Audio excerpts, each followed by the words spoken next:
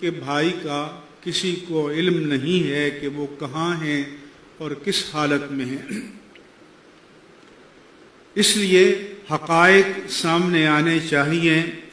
سچ کو عارضی طور پر تو چھپایا اور دبایا جا سکتا ہے، لیکن ہمیشہ کے لیے ہرگز نہیں۔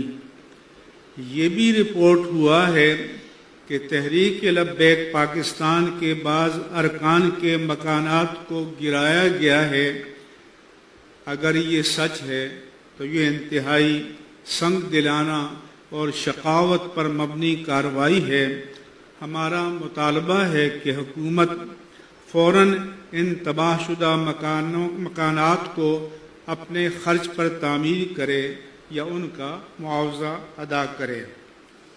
نیز یہ بھی کہا جاتا ہے کہ مقامی انتظامیہ نے مسجد رحمت للعالمین اور مزار کو محاصرے میں لے رکھا ہے۔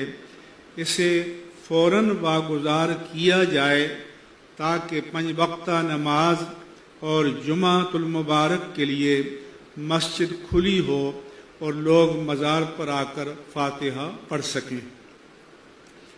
اسلام آباد اور صوبہ پنجاب کی انتظامیہ نے اہل سنت و جماعت کے دینی مدارس و جامعات کو جبراً بند کر